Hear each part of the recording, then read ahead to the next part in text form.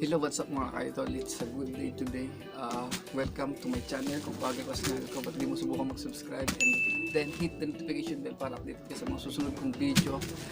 Another content, another video na naman tayo about sa RS mga ka-idol, Honda RS, XRM RS. Mag-hold tayo nung na-order natin sa Lazada na worth of 1,700. Consist of telescopic, shock sa una, tapos shock sa huli, and then caliper. Ilagay ko yung link ng in-orderan natin sa Shopee. Tapos honest review tayo mga ka-idol. Pinakamura kasi ito tapos maganda yung review.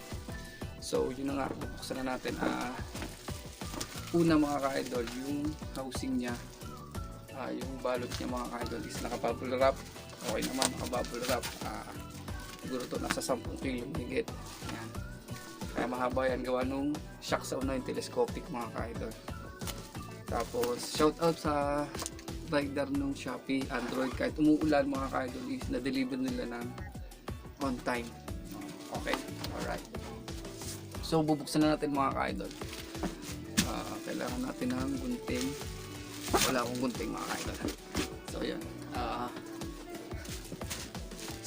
Sa mga bata mga ka-idol, yung gagamit ng gunting, kailangan may consist ng makakatanda. Okay, so gugupitin na natin mga ka-idol itong ating order sa shop. Alright, so ito na natin.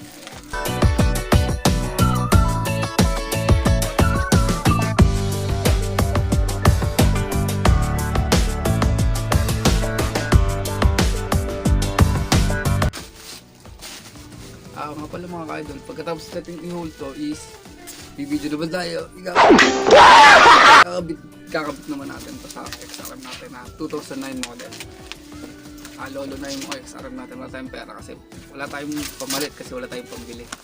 And then naandar pa naman, basta normal lang yung pag-maintain is okay naman siya. Nakatakbo pa tayo sa Quezon. Okay, nabuksan na natin na second coating mga ka-idol is meron siyang karton. Medyo basa nga lang kasi kahapon talaga napakalakas ng ulan dito sa Laguna. Medyo basa-basa pa. Tapos medyo may amoy kasi mabaho. Nabasa rin. Alright. Buksan natin.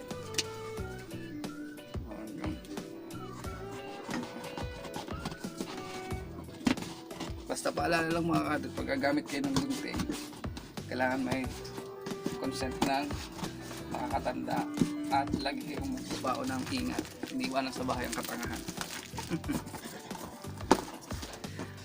Alright mga ka-idol, nandito na yung ating first item. Yan, ito yung MRTR na telescopic. Magkano ba to? Siguro nasa 700 lang to, 720 ata to big sa. Ilalagay ko na lang kung magkano presyo, hindi ko sure, basta lahat to is 1,700 lahat. I-check natin yung telescopic natin para sa ating XRM. Tingnan natin, basahin natin yung details. Ayan. MTRT Revolution Speed River High Racing model, walang nakalagay ng model. Yung karton naman, nasira siguro sa pagta-travel, tapos yun, hindi niya basa sa ulan, pero okay naman. Yung product is hindi ko naman tawag dito siguro para hindi magasgasan. Yan na yung parang stock siya mga ka-idol. Tapos bumabamba na naman.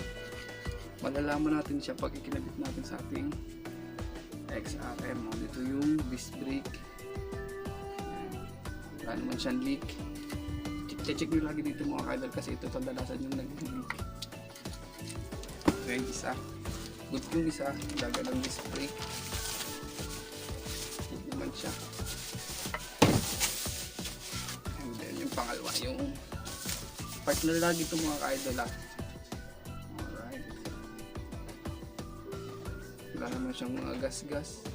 Pero good yung item mga ka-idol. pag kinabit natin to, malalaman natin kung worth it yung pinili natin at kung hanggang kailan tatagal mga ka-idol. Okay, good yung shock mga ka-idol. Front shock, ang tawag dito is telescopic. Ito yung baso, ito yung telescopic. Yeah. Alright, first item is good. Second item natin mga ka-idol is shock absorber naman sa likod. Yan. Ayan, shock absorber sa likod. Okay. Pinili kong colors black. Shock absorber, motorcycle advanced core suspension board, credibility. Ang tatak niya is Alice Go. Ayan ang tatak niya. Basahin nyo na lang mga ka-idol yan. Alright, yung karton niya medyo, siguro yung karton niya maganda naman siguro pagkakabalot nito kasi pag-travel sa asin. Tapos yung item is naka-bubble wrap. Ayan.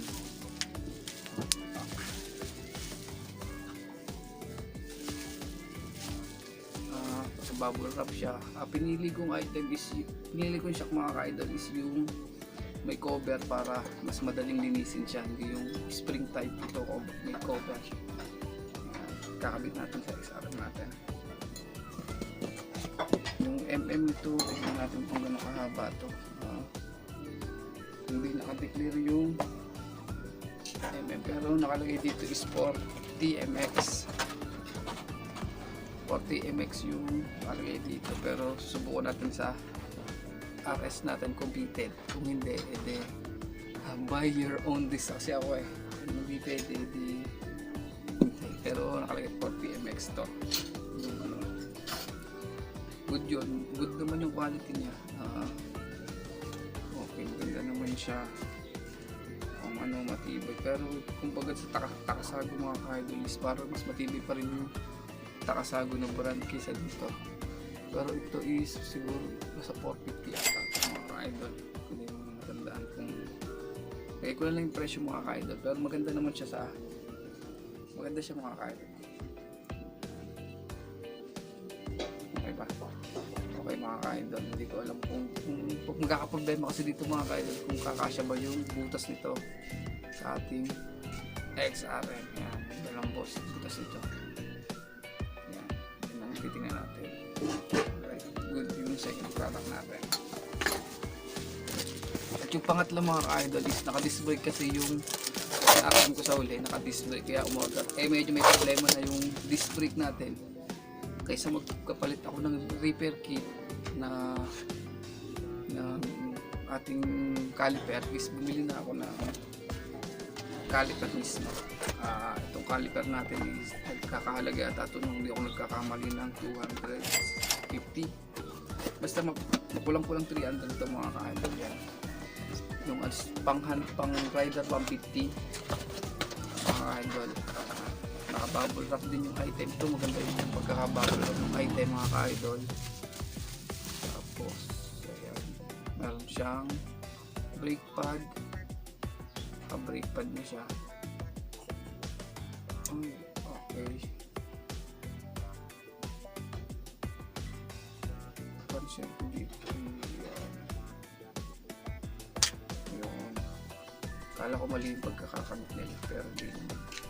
Tama naman. Rider 150. Ito kasi nasira sa caliper ko to. Itong rubber boot na to mga ka-idol. Yan.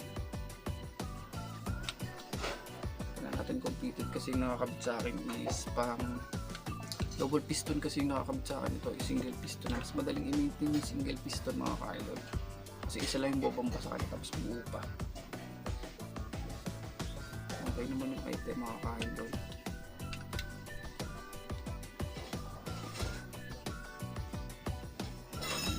Very good yung item mga ka-idol. Thumbs up ako. Overall mga ka-idol sa 1,700 natin overall is kung i-rate ko ng pinakamataas is 10. Siguro sa presyo sa tingin ko sa personal naman i-rate ko siya ng mga 9 kasi maganda talaga yung product. Tapos yung performance nito mga ka-idol is to be follow na to be follow kasi kakabit natin sa XRM natin. Okay. Nilagay ko na lang yung link mga ka-idol, mga ka-idol sa baba. Nandito na lang mga ka-idol. Kung may mga tanong kayo, comment nyo sa comment box at isa-isahin natin sagutin yan mga ka-idol. Tapos hanggang dito na lang. Hanggang sa muli mga ka-idol. Lagi nyo i-check yung mga motor nyo pag babiyahe kayo. Maulan ngayon, ride safe mga ka-idol. See you next vlog mga ka-idol.